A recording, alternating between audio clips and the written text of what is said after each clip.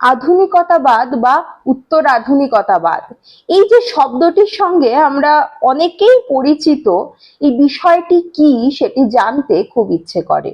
আমি দেখলাম যে আমার চ্যানেলে বেশ কিছু এই আন্দোলন বা মুভমেন্ট বা এরকম জাতীয় বিষয় নিয়ে অনেকগুলি আলোচনা রয়েছে, কিন্তু বাকি রয়ে গিয়েছে মডার্নিজম বা পোস্ট মডার্নিজমের পর্বটি।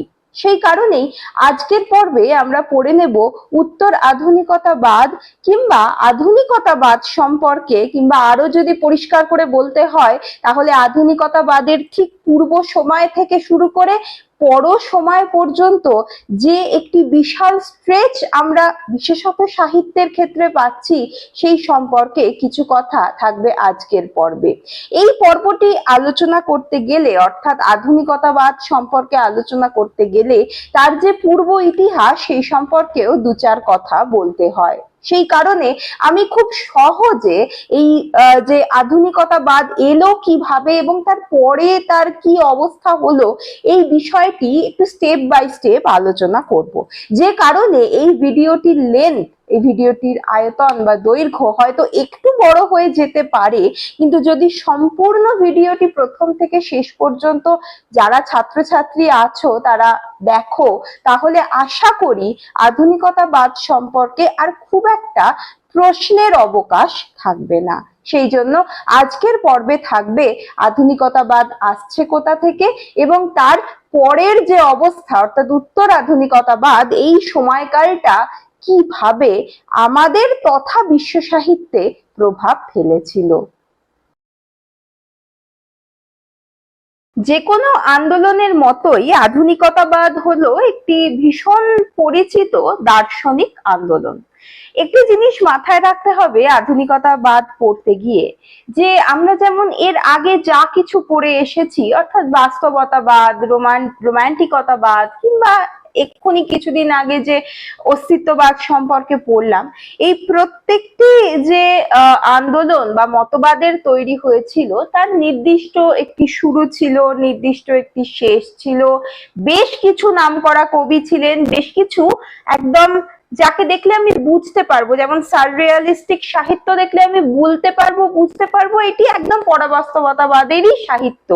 এই যে চিন্তা ভাবনা, এটা আধুনিকতাবাদের ক্ষেত্রে খানিকটা কম। কেন না, আধুনিকতাবাদ বেশ অনেকটা সময় ধরে আমাদের বিশ্ব সাহিত্যে বা দর্শনে প্রভাব ফেলেছিল, এবং যে কারণে যেটা দেখতে পাওয়া যাচ্ছে যে তারই মধ্যে বিভিন্ন মতবাদ, মানে ওই আধুনিকতাবাদের মানসিকতায় বিভিন্ন মতবাদ বিশ্ব বিশ্ব দর্শন বা সাহিত্যের মধ্যে, শিল্পের মধ্যে তৈরি হয়েছে।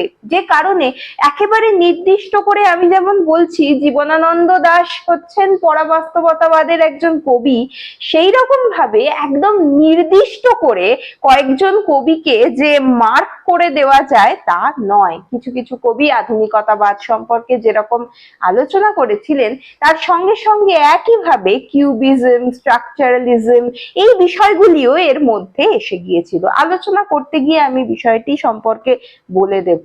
সে যাই হোক, আধুনিকতাবাদ সম্পর্কে জানতে গেলে আমাদের যেটা করতে হবে, যেটা আমি আমার ভিডিও প্রথমেই বললাম, যে খানিকটা পেছনে সরে আসতে হবে। কোথা থেকে এই যে আমরা এখন আধুনিক, মডার্ন এই শব্দটি বলি, বা এই যে আমরা এই বিষয়টিকে নিয়ে ভীষণ গর্ব করে চলি যে আমরা ভীষণভাবে নতুন চিন্তা ভাবনার দিশারি, এই বিষয়টা আসছে কোথা থেকে? এটা তো শুধুমাত্র যে সাহিত্যের ক্ষেত্রে ঘটছে তা না, এটা তো একটা দর্শন। তাহলে এই যে চিন্তাটা, সেটা মানুষের মধ্যে এলো কোথা থেকে?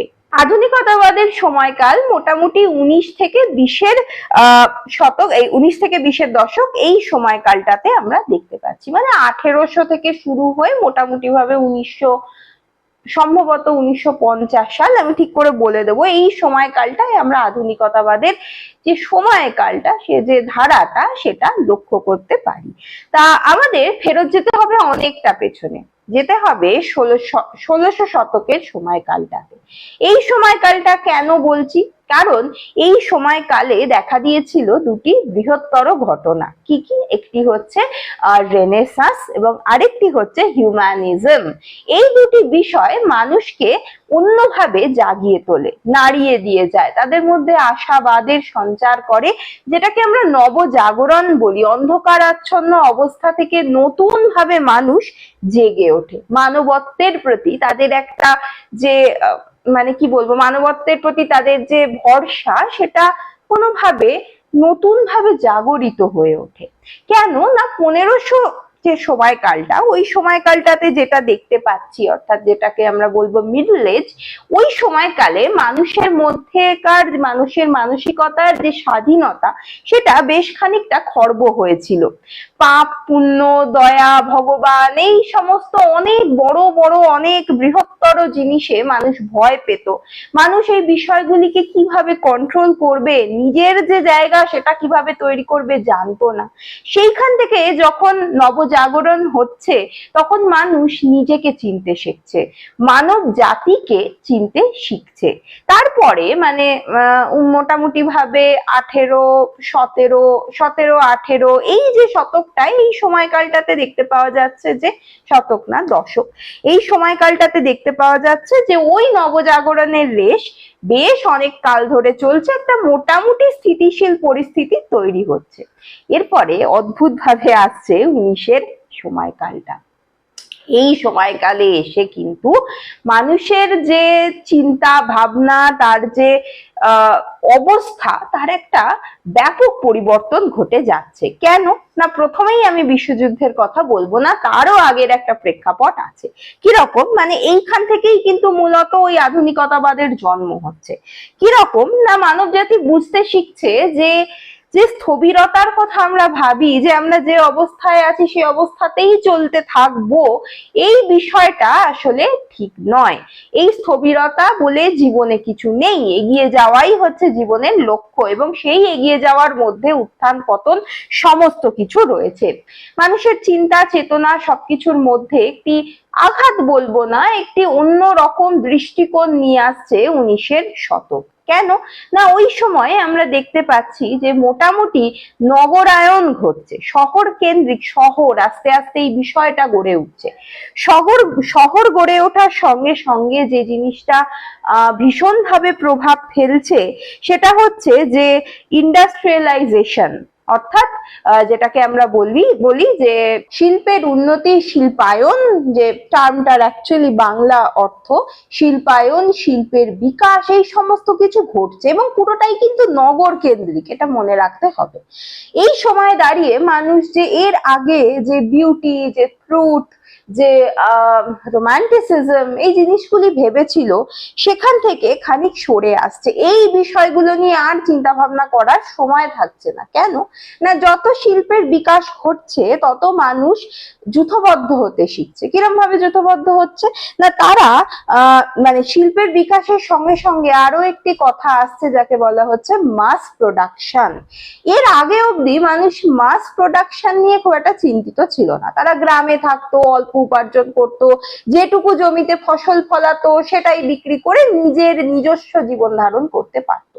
কিন্তু বর্তমানে যখন মানে সেই সময় যখন এরকম একটি শিল্পায়নের অবস্থা তৈরি হয়েছে, তখন মানুষ বুঝলো যে মাস প্রোডাকশন মানুষের জীবনে দরকার। এবার মাস প্রোডাকশন ঘটার মানে কি? মাস প্রোডাকশন ঘটার মানে হচ্ছে বহু মানুষ একই জায়গায় চাকরি করতে আসছে, গ্রাম থেকে শহরে মানুষ চাকরি করতে আসছে, সেখানে তারা বসতি গড়ে তুলছে, কলোনি গড়ে তুলছে, এবং এই যে অনেক নতুন জিনিসের আদান প্রদান ঘটছে, অন্য সম্প্রদায়ের সঙ্গে অন্য সম্প্রদায়ের চেনা জানা হচ্ছে, এই বিষয়টা ঘটছে। তারই পাশে আরো একটি জিনিস ঘটছে, সেটা হচ্ছে মানুষের মনে এক নেগেটিভ ইম্প্যাক্টের কথাও আমরা জানতে পারছি। এই যে একসঙ্গে থাকা, যার ফলে মনোমালিন্য হওয়া, নানা রকম কনফ্লিক্ট হওয়া, যুদ্ধের চিন্তা ভাবনা, রাজনৈতিক চেতনার একটা অদ্ভুত পরিস্থিতি তৈরি হওয়া, এগুলোর একটা মানে ভীষণ রকমের এক পরিবর্তন ঘটে যাচ্ছে, এবং যেটা দ্রুত ঘটছে। এর আগে অবধি কিন্তু ফাস্ট লাইফ মানুষের মধ্যে ছিল না, এই যে দ্রুততা, এই বিষয়টা লক্ষ্য করা যাচ্ছে এই সময়কালে এসে। এবং এর সঙ্গে সঙ্গে তৈরি হচ্ছে আরো একটি জিনিস, ক্লাস স্ট্রাকচার। আমরা আজকের দিনে বুর্জোয়া, প্রলেতারিয়েট এই শব্দগুলোর সঙ্গে খুব বেশি ভাবে পরিচিত। ওই সময় ওই যে বিভিন্ন মানুষের বিভিন্ন পেশাকে কেন্দ্র করে তাদের যে সামাজিক অবস্থান সেটা তৈরি হচ্ছে, ফলে যেটা তৈরি হচ্ছে তা হচ্ছে শ্রেণী বৈষম্য। অর্থাৎ মানুষের মধ্যে একটা অস্থিরতা, একটা অনিশ্চয়তা প্রতিষ্ঠিত হচ্ছে। এতদিন পর্যন্ত রেনেসাঁসের পরে যে সময় একটা মানবত্ব প্রতিষ্ঠিত হয়েছিল, মানুষ যে নতুন ভাবে ভাবতে শুরু করেছিল, ভালোবাসা, সৌন্দর্যকে গুরুত্ব দিতে শুরু করেছিল, সেখান থেকে একদম বাস্তব পরিস্থিতিতে এসে দাঁড়িয়ে যাচ্ছে মানুষ এবং বাস্তবতার জন্ম হচ্ছে জীবনে। এই সময় আরো একটি বিষয় তাদের ভীষণ ভাবে নাড়িয়ে দিয়ে যাচ্ছে, সেটি হচ্ছে ডারউইনের একটি মতবাদ, যা হলো অরিজিন অফ স্পিসিস। মানুষকে ডারউইন এসে বোঝাতে শুরু করছেন যে এই যে আমরা এতদিন ভগবানের দান আমাদের জীবন এটা মনে করতাম, এটা আসলে সঠিক নয়। তাহলে সঠিক কি না, যে কোনো জীব জগতই দীর্ঘ এভলিউশনের দ্বারা, পরিবর্তনের দ্বারা আজকে এখানে এসে পৌঁছেছে। মানুষের জন্ম হচ্ছে কিভাবে, জীব জগৎ সৃষ্টি হচ্ছে কিভাবে, এরকম একটি বৈজ্ঞানিক তথ্য মানুষের কাছে আসায় ধর্ম এবং ভগবান সম্পর্কে একটা ভিতকে নাড়িয়ে দিয়ে যাচ্ছে এই সময়কালটা।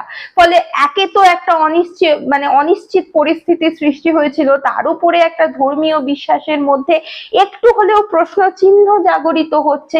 এরকম একটা অবস্থায় মানুষ বসে বসে যে সুন্দর কাব্য লিখবে, সুন্দর কবিতা লিখবে, এটা কিন্তু লক্ষ্য করা যাচ্ছে না। এই সময়ে শিল্পের জগতে বা এমনি মানসিক মনস্তত্ত্বের দিক থেকে দেখতে গেলে আরেকটি বিষয় ঘটে যাচ্ছে, সেটা হচ্ছে 1800 শতকে এনলাইটমেন্ট।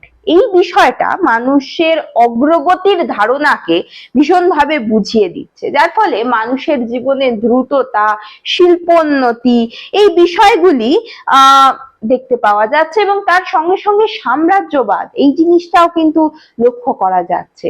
সাম্রাজ্যবাদ আসার ফলে এটা তো যদি আমি প্রশ্ন করি যে সাম্রাজ্যবাদে এই যে যারা সাদা চামড়ার লোক তারা কি সমস্ত কিছু ঠিকঠাক ভাবে করেছে? হ্যাঁ, সেই সময় হয়তো শিল্পের উন্নতি হয়েছে নিশ্চয়ই, কিন্তু ওই যে পুরনো যে ক্ষত, অর্থাৎ যেটা আমি বলছিলাম যে ওই মানুষের মধ্যে শ্রেণী বৈষম্য, এটা একটা ভীষণ বড় আকারে এসে দাঁড়াচ্ছে। যেটা দেখতে পাওয়া যাচ্ছে কলোনির কালচার তৈরি হচ্ছে, মানুষে মানুষে বিভেদ জিনিসটা খুব বেশি ভাবে দেখতে পাওয়া যাচ্ছে এবং উপরতলার মানুষের প্রতি একটি প্রতিবাদ, তাদের বিরুদ্ধে যাওয়া, তাদেরকে প্রশ্ন করা, এই জিনিসটা কিন্তু ওই সময়কালটাতে লক্ষ্য করা যাচ্ছে। আমরা বুঝতেই পারছি যে খুব টালমাটাল একটা পরিস্থিতি। সেই সময় এই বিষয়গুলি নিয়ে চর্চা, ওই বাস্তবতাবাদ নিয়ে চর্চা, এই বিষয়টা তুঙ্গে উঠছে। এইরকম একটা ভাঙাচোরা পরিস্থিতি, ভাঙাচোরা সময়ে মানুষ মেইন স্ট্রিম যে চিন্তা ভাবনা সেখান থেকে অনেকটাই সরে আসছে, যে চিরাচরিত আলোচনা সেখান থেকে বেরিয়ে আসার চেষ্টা করছে, কারণ তখন বাস্তবতাবাদের প্রভাব আমরা দেখতে পাচ্ছি। এই কারণে এই সময় অ্যাভেন্ট গার্ড বলে একটি মুভমেন্টের কথা জানা যায়, যারা মানুষের ভিতকে ভীষণ ভাবে নাড়িয়ে দিয়ে যাচ্ছে। সেই সময় দেখা মানুষকে এই মুভমেন্ট যেটা করেছিল, বুঝিয়েছিল যে কোনো কিছুই পার্মানেন্ট নয়, সমস্ত কিছুই চলছে, এই ওঠা পড়া জীবনের এই বিষয়টা রয়েছে। এরকম একটা কি বলবো, এরকম একটা প্রবল একটা অদ্ভুত পরিস্থিতিতে দাঁড়িয়ে ছিল যখন মানুষ, তখন আমাদের বিশ্বের এক ভয়ঙ্কর ঘটনা ঘটছে, তা হলো প্রথম বিশ্বযুদ্ধ। প্রথম বিশ্বযুদ্ধ রে করতে করতে জেগে উঠছে, এসে পড়ছে। মানুষ এর আগে এরকম যুদ্ধ দেখেনি, মানুষ প্রথম অবস্থায় ভীষণ ভয় পেয়ে যাচ্ছে, কিন্তু আবার এটাও তারা মনে করছে যে যা কিছু যুদ্ধ হচ্ছে সেটা হতে দেওয়া ভালো। কেন না, এই যুদ্ধ যদি হয় তাহলে এক সময় শেষে শান্তি প্রতিষ্ঠিত হবে, কারণ তাদের মানসিক অবস্থার যে অশান্তি সেই সময়কালটার হয়তো পরিবর্তন ঘটবে। কিন্তু কোনো কিছুই তো আর এরকম ভাবে আগে থেকে বোঝা যায় না যে এর পরে ফিউচারে কি হতে চলেছে। সেই কারণে আমরা জানি যে প্রথম বিশ্বযুদ্ধের ফল একেবারেই ভালো হয়নি।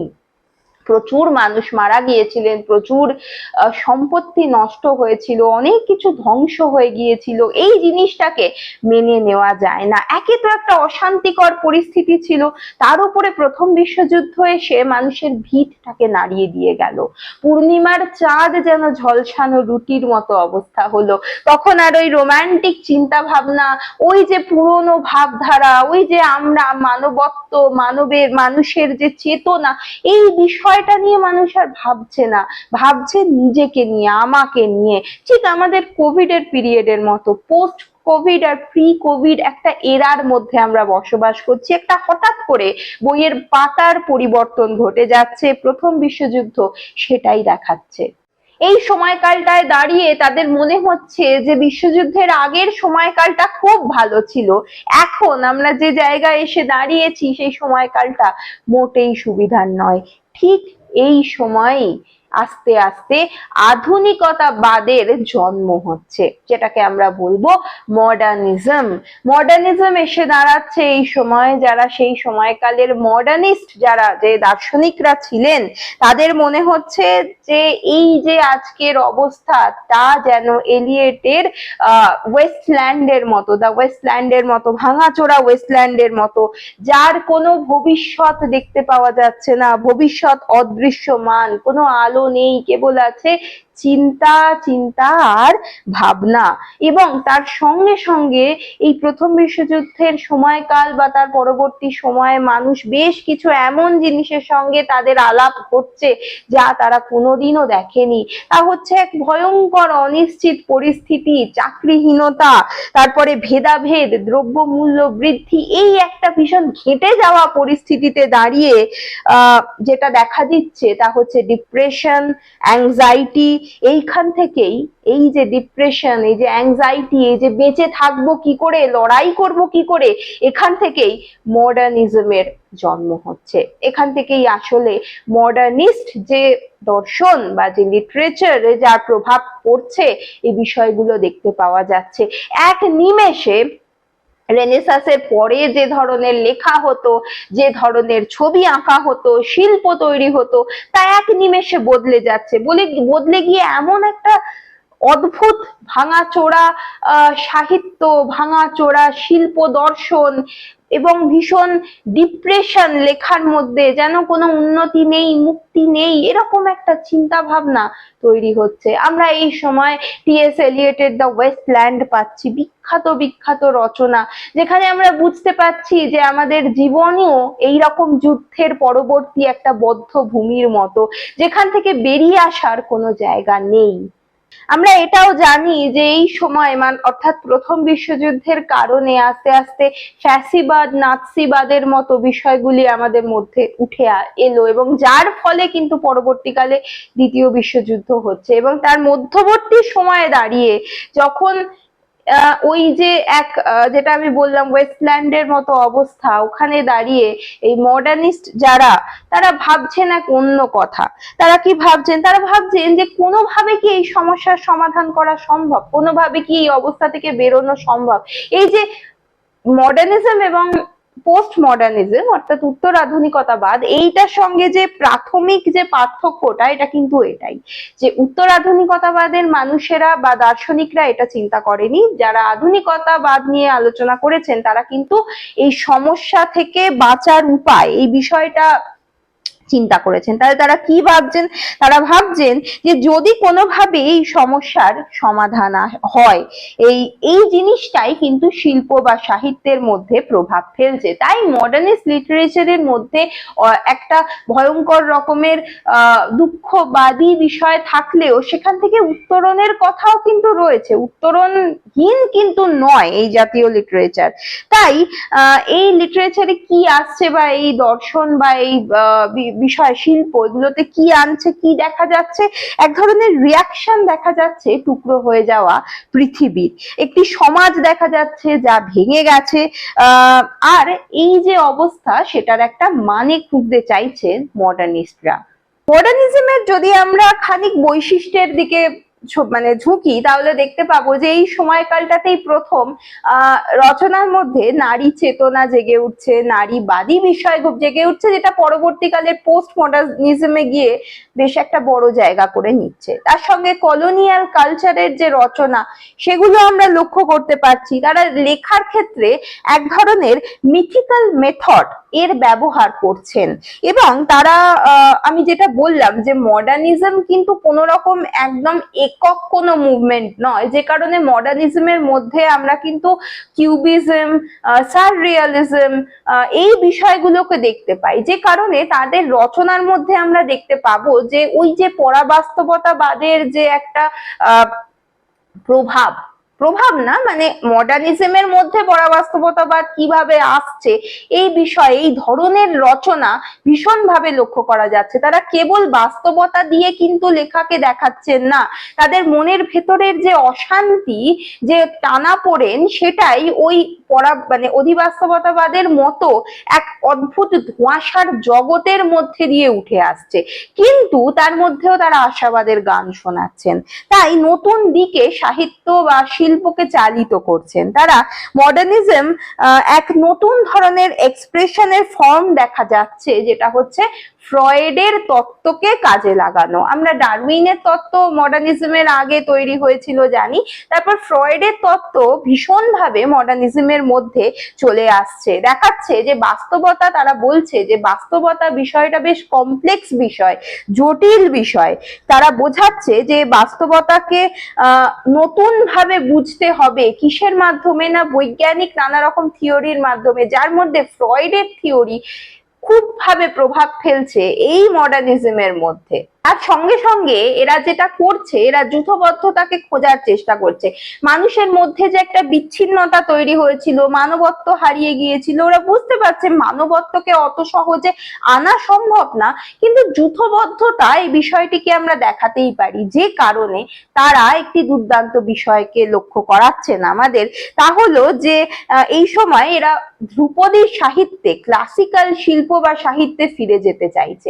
এই ক্লাসিক্যাল শিল্প বা সাহিত্যকে নতুন ভাবে আমাদের সামনে তুলে ধরছেন। কি মজার ঘটনা, আমরা যখন জানি যে তুর্কি আক্রমণ আমাদের বাংলায় হয়েছিল, তখনও কিন্তু মানুষ ভগবান যারা মোটামুটি ভাবে লৌকিক ভগবান, তাদের কাছে ফেরত গেল, দেখানোর চেষ্টা করলো যে এদের মধ্যেই আমাদের যূথবদ্ধতা রয়েছে। যাই হোক, এখানেও সেই বিষয়টাই হচ্ছে যে ক্লাসিক্যাল বিষয়গুলিকে তারা তুলে ধরার চেষ্টা করছে। তারা মনে করছে এর মধ্যে শিক্ষণীয় কিছু রয়েছে, যা এই ভাঙা সময়ে আমাদের বাঁচতে শেখাবে।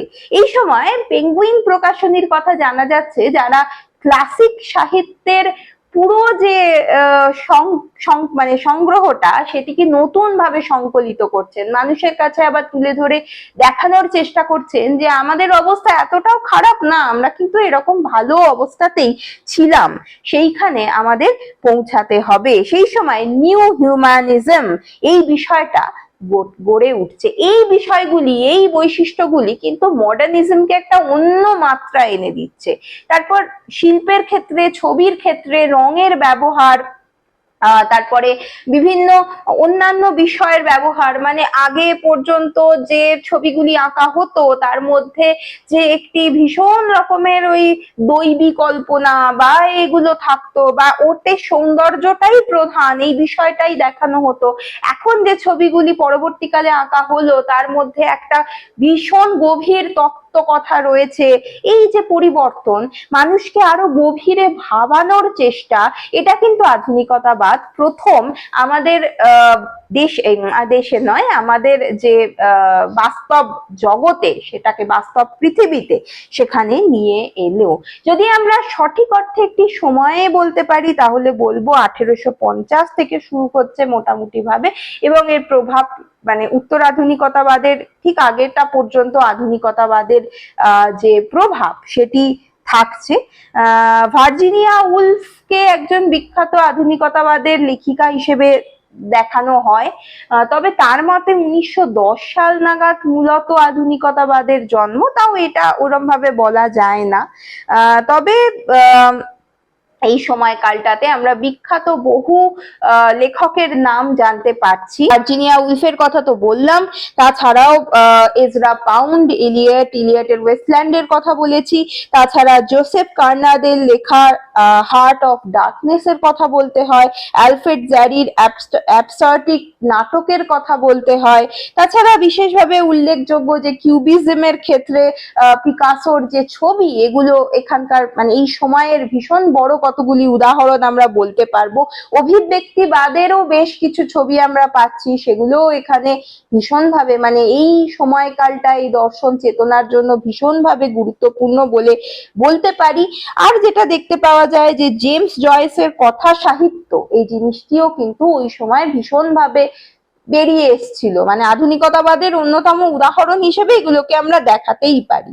তবে এতে যে মূল বিষয়গুলি লক্ষ্য করা গেছে তা হচ্ছে বস্তু চেতনার ঊর্ধ্বে গিয়ে ব্যক্তি মানুষের যে তার যে আত্মার প্রতিফলন, সে প্রত্যেকটা শিল্প সাহিত্যের ক্ষেত্রে লক্ষ্য করা গেছে।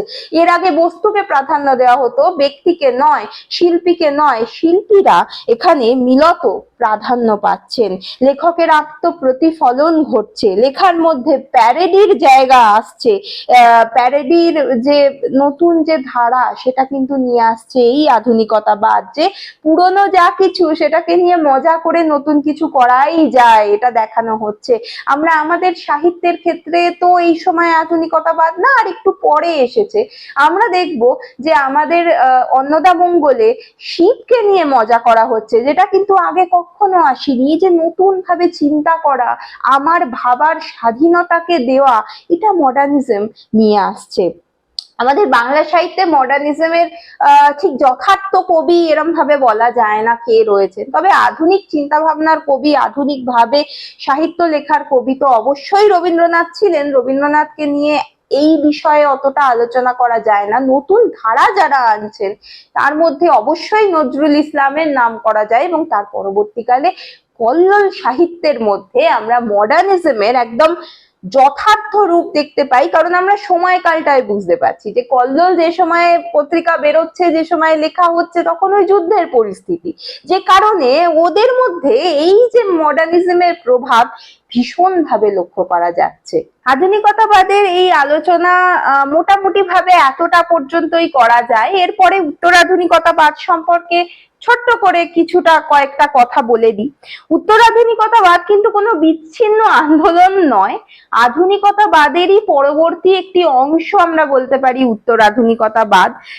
কারণ পরেরই একটি চালিত অবস্থা। আধুনিকতাবাদ যখন আস্তে আস্তে সীমিত হয়ে আসছে, অর্থাৎ যখন মানুষ জিনিসটাকে অনেকটা বেশি অ্যাবজর্ব করে নিতে পারছেন, ঠিক তার পরবর্তী অবস্থায় এই উত্তরাধুনিকতাবাদের জন্ম হচ্ছে। উত্তরাধুনিকতাবাদ কি? উত্তরাধুনিকতাবাদ হচ্ছে আধুনিকতাবাদেরই ঠিক পরের অবস্থা, যেখানে আধুনিকতাবাদে মানবত্বকে জাগরিত করে তোলার কথা হচ্ছিল, যেখানে নতুন ভাবে পৃথিবীকে মানে জাগিয়ে তোলার কথা বলা হচ্ছিল। উত্তরাধুনিকতাবাদ বা পোস্ট মডার্নিজম এসে একদম যে নতুন কথা, মানে একদম গতে বাঁধা এই চিন্তা ভাবনার বাইরে গিয়ে একটা নতুন কিছু করার চেষ্টা করলো। তার মধ্যে বিচ্ছিন্নতা হয়তো অনেক বেশি ছিল, হয়তো আধুনিকতাবাদের যে সৌন্দর্য সেটা হয়তো অতটা ছিল না, কিন্তু মানুষকে এক অন্যভাবে চালিত করলো, যে কারণে আস্তে আস্তে আমরা নারী চেতনাবাদ এই বিষয়টা প্রবল হয়ে উঠলো। আমরা দেখতে পারি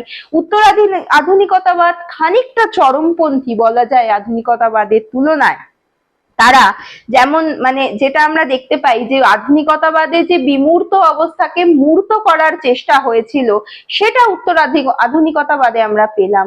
আধুনিকতাবাদে আমরা দেখেছিলাম যে বিমূর্ততাকে মূর্ত করার একটি প্রচেষ্টা লক্ষ্য করা যাচ্ছে, কিন্তু উত্তরাধুনিকতাবাদ কিন্তু এই যে বিমূর্ততা এই বিষয়টাকে নিয়েই মানে এটাকেই মেনে নিয়ে চলার পরিপন্থী ছিল। তারা বুঝতে পেরেছিল যে এই যে ইউনিটি, যূথবদ্ধতা, এটা আর ফেরত আনা যাবে না। এই পৃথিবী আজকে ছন্নছাড়া হয়ে গিয়েছে। এই অবস্থাকে বুঝতে চেয়ে এরা মূলত পোস্ট স্ট্রাকচারালিজম এই বিষয়টা থেকে নিজেদের তৈরি করেছিল। আমি এর আগেই বললাম যে আধুনিকতাবাদের ভিতরেই যে কোনো রকমের পরবর্তীকালীন মতবাদ অর্থাৎ পরাবাস্তবতাবাদ, কিউবিজম, স্ট্রাকচারালিজম এই বিষয়গুলির যেগুলো আমরা এতদিন আলোচনা করেছি এগুলো কিন্তু এর মধ্যেই অবস্থান করছে, এই এরার মধ্যেই অবস্থান করছে। তো এই পোস্ট স্ট্রাকচারালিজম থেকে ভেঙে চুরে কাঠামোগত যে বা কাঠামোর যে একটি বিমূর্ততা এই বিষয়টা নিয়ে তৈরি হয়েছিল উত্তর আধুনিকতাবাদ। এরা যেটা বললো যে এরা বাস্তবতাকে বললো যে বাস্তবতা যে বাস্তবতার কথা ওরা বলে এসছে আধুনিকতাবাদীরা, তারা বললো এটা কখনোই সম্ভব নয়, এই ধরনের বাস্তবতা এই ধরনের চিন্তা ভাবনা একটা পোস্টপন্ড প্রসেস, এইটাকে নিয়ে আর আমরা এগোতে পারবো না। মোটামুটি ভাবে ওই 1900 সালের সময়কাল থেকেই এই পোস্ট মডার্নিজমের একটি ব্যাপক প্রভাব লক্ষ্য করা গিয়েছিল। তবে যে জিনিসটা এক্ষেত্রে দেখা গেল তা হচ্ছে এক চরমপন্থী মনোভাব পাওয়া গেল যে এদের রচনার মধ্যে এক ধরনের অন্যরকম ব্যাখ্যা রয়েছে, একটু অসংলগ্নতা তো রয়েইছে এবং এক ধরনের চরমপন্থী মনোভাব রয়েছে। যেমন আমরা জানি হয়তো অনেকে যে হিপি কালচার, পপ কালচার এই পুরো বিষয়টাই তৈরি হচ্ছে এই উত্তর আধুনিকতাবাদের জায়গা থেকে। তবে উত্তর আধুনিকতাবাদের যদি বৈশিষ্ট্য আমরা বলি তাহলে আমরা দেখতে পাবো যে উত্তর আধুনিকতাবাদে যে শিল্প বা সাহিত্যের এক নতুন বাচন ভঙ্গি, নির্মাণ বিনির্মাণের দ্বারা নতুন বাচন ভঙ্গিকে গড়ে তোলা, এটা লক্ষ্য করা যায়। উত্তর আধুনিকতাবাদে নারীবাদী যে চিন্তা ভাবনা, যে শিল্প যা সাহিত্য এর একটি নতুন ধরনের যে চলন বা নতুন ধরনের যে ব্যাখ্যা সেটি আমরা দেখতে পাবো। তাছাড়া দেখতে পাওয়া যায় যে এই যে লিঙ্গভেদ বা যে সাদা চামড়া কালো চামড়ার যে প্রভেদ এর এতদিন পর্যন্ত এসেছে সেটার একটি তার বিরুদ্ধাচারণ করা, সেই বিষয়ে প্রতিবাদী হয়ে ওঠা, এই জিনিসটা লক্ষ্য করা যাচ্ছে। তবে এরা মার্ক্সবাদী চিন্তা ভাবনাকে মেনে নিলেও এক সময় এর বিরোধিতা করছে। সমস্ত কিছু মিলিয়ে যেটা খুব অদ্ভুত লাগে যে এই উত্তর আধুনিকতাবাদ ও আধুনিকতাবাদ থেকে তৈরি হয়ে এলেও এর মধ্যে একটা অস্পষ্টতা, একটা অসংলগ্নতা, একটা যা ইচ্ছে তাই করব মানসিকতা, এই জিনিসটা ভীষণভাবে দেখতে পাওয়া যাচ্ছে। যে কারণে উত্তর আধুনিকতাবাদ ভীষণভাবে সমালোচিত হয়েছিলেন, বিশেষ করে এদের যে চরমপন্থী মতাদর্শ সেই কারণে ভীষণভাবে সমালোচিত হয়। আধুনিকতার মধ্যে যে একটা সাম্য সৌম্য বিষয় ছিল, যে যা কিছু আমরা পেয়েছি সেখান থেকে আমরা উত্তরণ ঘটাবো জীবনের, সেখান থেকে আরো বেশি ডিপ্রেসড এক পরিস্থিতির মধ্যে ফেলার চেষ্টা করে উত্তর আধুনিকতাবাদ। যে কারণে আধুনিকতাবাদ এবং উত্তর আধুনিকতাবাদের পার্থক্য যদি আমরা করি দেখতে পাবো যে আধুনিকতাবাদ অনেক বেশি সুন্দর তুলনায়, যদিও তা বাস্তব পটভূমিতে হলেও অনেক বেশি সুন্দর উত্তর আধুনিকতাবাদের থেকে। উত্তর আধুনিকতাবাদেরও কি বিখ্যাত লেখক নেই? সালমান রুশদির মতো বিখ্যাত লেখক রয়েছেন, যাকে বলা যায় উত্তর আধুনিকতাবাদের একজন বিখ্যাত লেখক। এছাড়া অ্যান্ডি আর হোলের মতো লোক রয়েছেন, যাকে আমরা লেখক রয়েছেন যাকে আমরা এর বিখ্যাত বলতে পারি। এছাড়া আমরা আমাদের যে চমস্কি, তিনিও উত্তর আধুনিকতাবাদেরই একজন অংশ আমরা বলতে পারি, যদিও মূলত স্ট্রাকচারালিজম থেকেই তার যে উৎপত্তি, তার মতবাদের উৎপত্তি বলা যায়। তাই 20 শতকের সময় উত্তর আধুনিকতাবাদ ভীষণভাবে হয়তো নাড়া দিয়ে গেছিল, কিন্তু সেরকম ভাবে যেহেতু নিজেদের প্রচার ঘটাতে পারেনি, তাই আধুনিকতাবাদেরও শেষ হয়ে যাচ্ছে ঠিক ওই সময় কালটাতেই। এইভাবে আধুনিকতাবাদের আগের অংশ, আধুনিকতাবাদ এবং তার পরের অংশ, যে বিশাল বড় একটা সময়কাল, একটা এতখানি ভাস্ট সময়, তার মধ্যে থেকে আমরা ছোট ছোট ভাবে নানা রকম আন্দোলনকে পেয়েছি, এতক্ষণ যেগুলো বলেছি, এতদিন যেগুলো বলেছি, এবং সেইগুলোই আমাদের মূলত আলোচ্য বিষয়। ওই কিউবিজম, ওই অভিব্যক্তিবাদ, ওই পরাবাস্তবতাবাদ, ওগুলো আমাদের এক অন্য মাত্রা দিয়েছিল। কিন্তু এই যে সময়কালটা, এই পুরো সময়কালটাকেই আধুনিক সময় আমরা বলতে পারি, যা আমরা মূলত এখনো সেই আধুনিক সময়ের মধ্যেই হয়তো অবস্থান করছি। এর সময়কাল পোস্ট মডার্নিজমের পর শেষ হয়ে গেলেও এখনো যে সময়ে আমরা রয়েছি সে যুগটা আধুনিক যুগ। যা কিছু লেখা হচ্ছে, যা কিছু হচ্ছে আজকের শতকে দাঁড়িয়ে, সেটা হয়তো পরের যে পর্ব সেটা কিন্তু তা সত্ত্বেও এই যুগের যে মূল বিষয়টা, মূল এরাটা, এটা কিন্তু আধুনিক যুগই আমরা ধরতে পারি। আশা করি এই একটু বড় পর্ব ভালো লাগলো। যদি ভালো লাগে আমাকে কমেন্টে জানাবেন, একটু লাইক করে দেবেন, খুব উৎসাহিত করতে হলে সাবস্ক্রাইব করে দেবেন এবং সঙ্গে থাকবেন। আজ এই পর্যন্তই, ধন্যবাদ।